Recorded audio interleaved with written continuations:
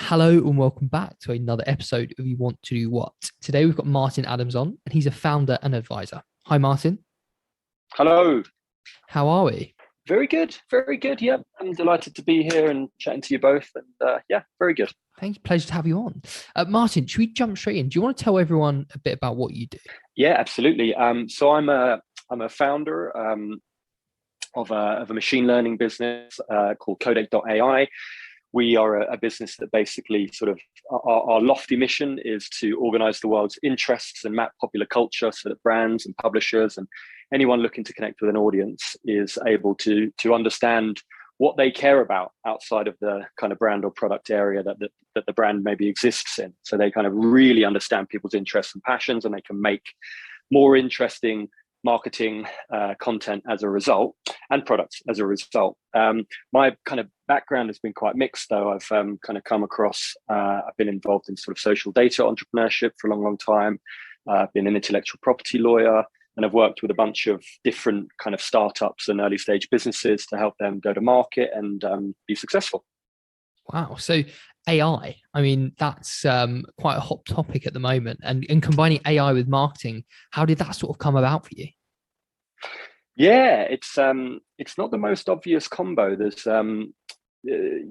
marketing can be appropriately quite a human kind of relatively kind of touchy-feely space.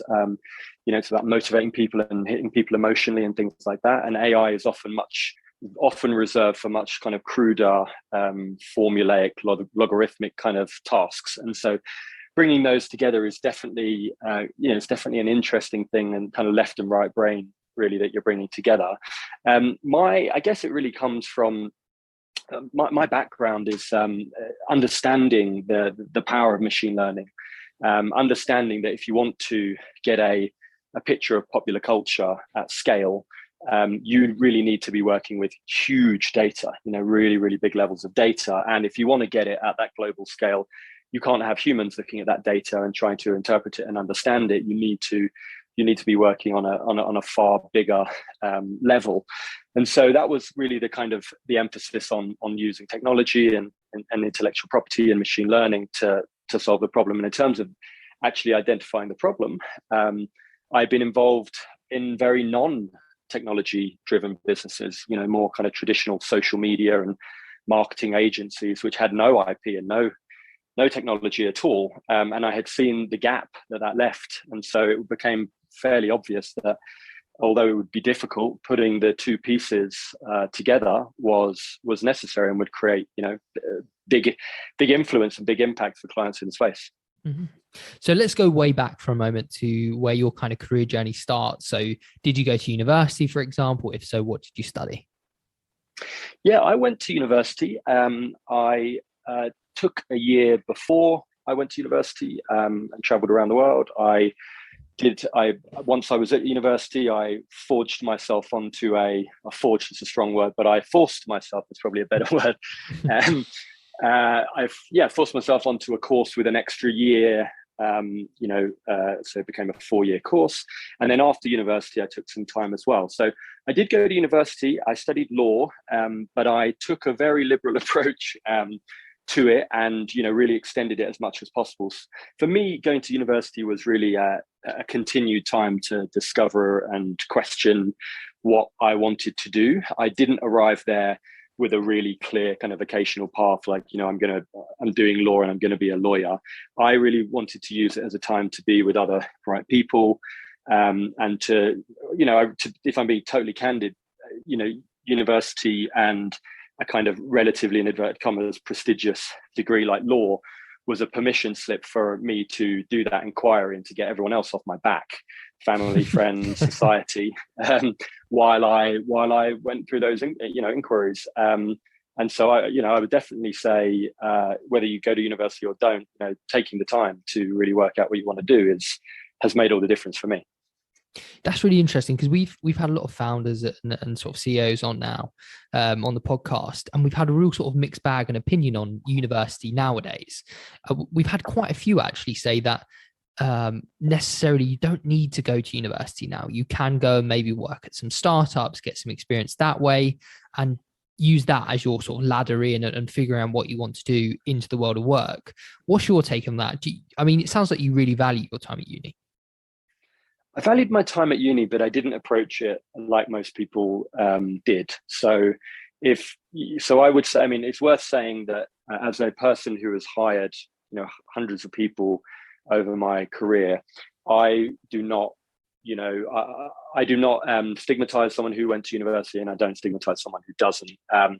I'm more curious to know what they did with that time, and if they used their university experience creatively and they went outside of the brief of just studying their core subject, if they joined lots of societies that clearly gave them, that proved some sort of intellectual curiosity, if they genuinely discovered some interesting things and they can explain them in an interview, fantastic. But equally, if they got that experience through trying to start something themselves or joining an early stage business, then it proves the exact same point, and it's the point that I would be trying to understand in an interview. So I don't have like a people like Peter Thiel and stuff are really trying to reinvent the whole university experience. And I kind of feel ultimately that they're against the traditional system.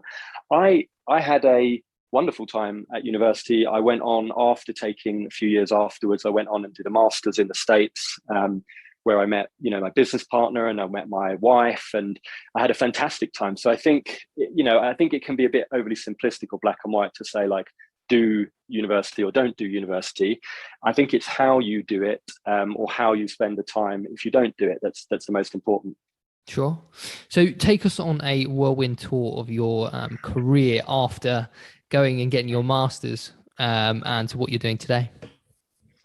Yeah, so I'd been a lawyer, as I said, and one of the businesses that I was involved in was a marketing agency. And as I said, I realized that really there was a lack of, to get really valuable returns in that business, to get something special, I needed to understand intellectual property. And it wasn't an area that I understood.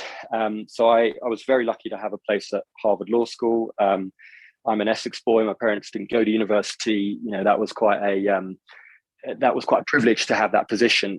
But what I did was I kind of used that time doing that master's as an opportunity to really turn towards intellectual property. And when I was there, I worked with a professor, kind of on top of my studies. I worked with a professor in a really high profile lawsuit that was kind of testing kind of the frontiers of intellectual property in the internet age. And it was around the Hope poster from, that was used in the Obama campaign at the time. Mm-hmm. And basically the Associated Press brought this big, aggressive, very old school lawsuit against the artist who had gone on Google Images and taken a photo of Obama from one of a billion photos from press conferences, and then transformed it radically into this quite important political piece of art. And so I kind of got really exposure to IP, and we were working against a big bad law firm working for the Associated Press, and we settled the case. And the big bad law firm, I hate to say, kind of made me an offer I couldn't refuse to join them in New York. So the Essex boy kind of headed to New York and did that for a few years, working with big firms who had big IP portfolios like Samsung and Apple and Facebook, and doing a lot of private equity work. And it was fascinating, but ultimately I didn't want to be a lawyer. That was not my plan at all. It just wasn't really intellectually curious enough for me. So I came back to the UK. I went to a business called Songkick, which is around the live music space. And we had a really ambitious goal there, which was to change using the sort of social data that I had been working with before when I was working in the marketing agencies and working with influencers. We wanted to change the way that live music was taught. And rather than it being a kind of white male music agent who would decide from their ivory tower which cities a band should go and play, we could actually use data, and we could kind of route live music based on where the real pockets of demand were. It was fascinating. We got bands that would reform because they suddenly had the data to prove that they were huge in Adelaide, Australia, or wow, Swansea in Wales. That's and so cool. America. Yeah, it was very funky.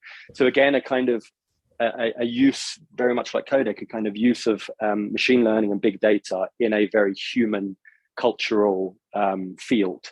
So yeah, I did that, and then I kind of saw how successful that could be. That business was acquired by Warner Music, and then I started Codec with a friend from Harvard, which again is, you know, really bringing together that left and right brain, and been doing that, and then getting involved, you know, hero's journey style. You go through a lot of pain and suffering and learning, and, you know, late nights and challenges and whatever from running your own businesses, and kind of more recently have really tried to bring that experience out as an advisor to other businesses, and very interested in sort of the Web3 and synthetic media space as well, getting very involved in that.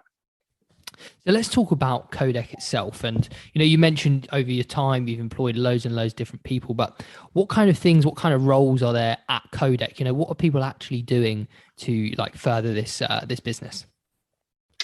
Yeah, we're an interesting organization because of what we talked about, that left and right brain. So we have everything from PhD data engineers, machine learning experts, you know, some of the brightest people you'll ever meet, are on that kind of numerical, mathematical side, all the way through to people who have to be excellent at understanding the needs and wants of a client. You know, so you know, we're put together as a very technology heavy business with analysts, with data scientists, with those machine learning experts.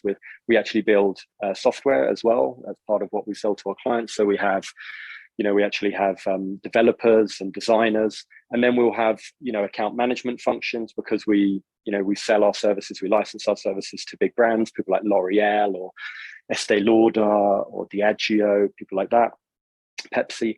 And so there's an account management function which sits around that technology. Then of course we have a kind of strategy and sales team. We have teams involved in generating the leads, so lead generation teams, and then an operations and finance team to just, you know, make sure that while we're doing all this good work, we're making some money along the way. So when you're hiring people, you know, obviously you're hiring across a huge breadth of different things, but out of all of that, what is a few qualities that you really look for in people when you're hiring? Yeah, I'm looking for a growth mindset. I'm looking for genuine kind of curiosity. I'm not expecting someone to come in with deep experience selling something similar to what we sell. Ultimately, that decision is sort of made for you when you are doing anything innovative, is that there is not going to be a large field of people with deep experience in it. And I think that's a good thing, because I actually think it's one of the mistakes that people make when they're hiring. And I actually think it's one of the mistakes that people make when they're interviewing, is to try and basically just win this kind of, I'm a credible candidate because I've done this before. I think that I'm looking for curiosity. I'm looking to see that through the interview process, they are trying to get to the kind of ground root principles of why the business exists, of the benefits that we bring to customers, of the change that we're trying to, you know, represent and make in the industry.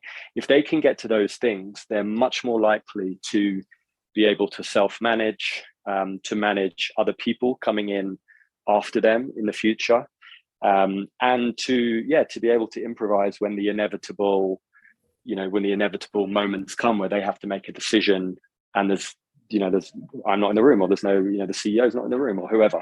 So I think I'm always looking for that, to get to first principles, a root understanding of why.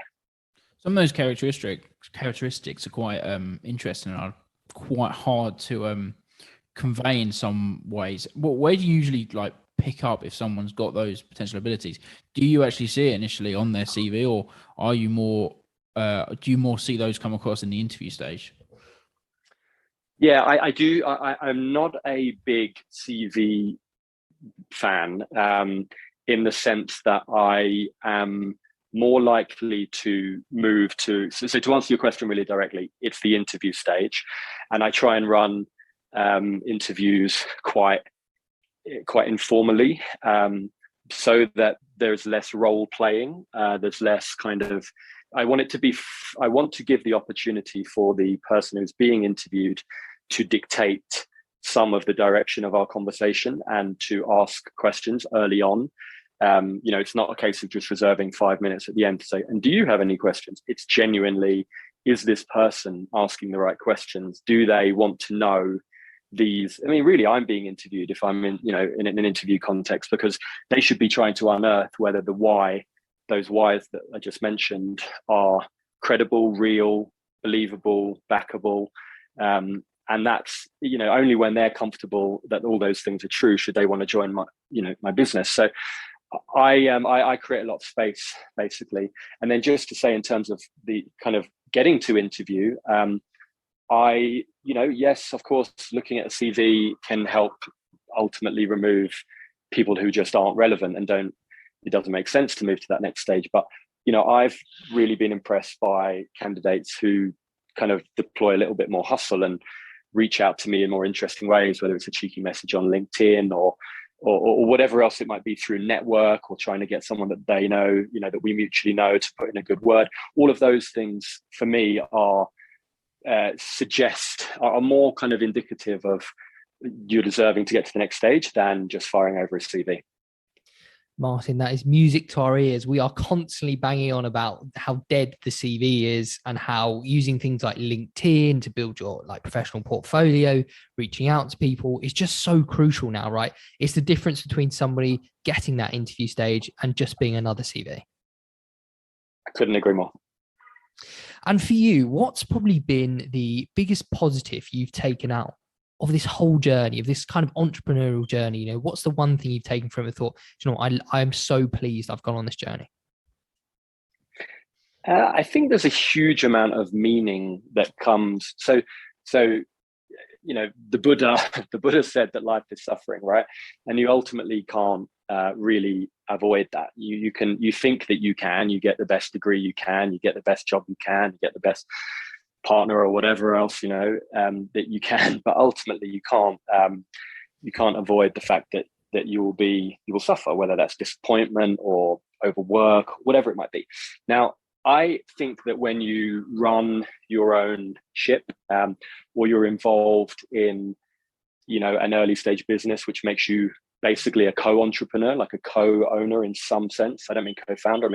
I mean really, if you're in that first year of a startup's kind of existence, then you are, I put you in the same type of, you've taken the same types of risk ultimately. Then I think that suffering basically makes more sense. You can share it with other people. You go through, you have insights, you have knowledge. They're hard earned. They're credible and respectable because you really went through them. You didn't just read them in a book. You didn't just observe them or listen about them in an MBA classroom. You really actually went out and earned them, and you got the scars to show it. So I think for me, entrepreneurship has been it's about meaning and the insight that you can share as a result of having embarked upon it. You're obviously quite an intelligent person, having gone to Harvard to get a master's in law and things like that. Being able to go into this world of marketing and technology, how hard is it for you to not get too deep into everything and want to try and learn everything, and more take that step back and no, I need to try and manage this and not run away with myself? Yeah, I think you need to know what you're good at, and the beginning stages of entrepreneurship, whether it's a small business or it has ambitions to be larger, you will inevitably be touching everything. You'll be involved in everything, and that's fine and healthy. But quite quickly you realize, are you the operational founder / CEO? Are you the visionary? Are you good at talking to investors, or are you better at talking to clients? You kind of need to ask yourself these really basic fundamental questions. And once you know that, it's kind of know thyself. And once you know where you're good and where you're only average, you just focus on ultimately where you're really good, and you just hire really ambitiously and really aggressively in the other areas. And no one who is any good is going to join you and stay with you if you don't give them plenty of rope and defer to the fact that they are world class in their area, even if they need to grow to be world class. Like that, that's almost part of the contract of employment. Is like, or give you this opportunity, and I'll give you the space to do it. So I think it's just it's respecting yourself and what you're good at and not so good at, and it's respecting other people. I think that's what it comes down to. If you could narrow it down to say maybe 2 or 3 personality traits that you see within yourself that you think have really helped you to succeed down this path, what would they be?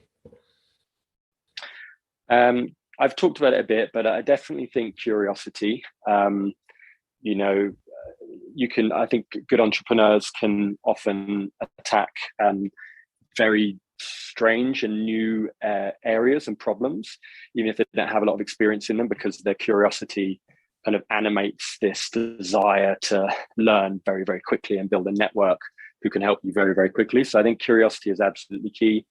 It's, you know, we're in cliche territory here, but it's for a reason. Resilience, you know, you have to be able to suffer, and not long term, because there's no need in, you know, there's no value in suffering long term. But you have to be able to endure really hard moments.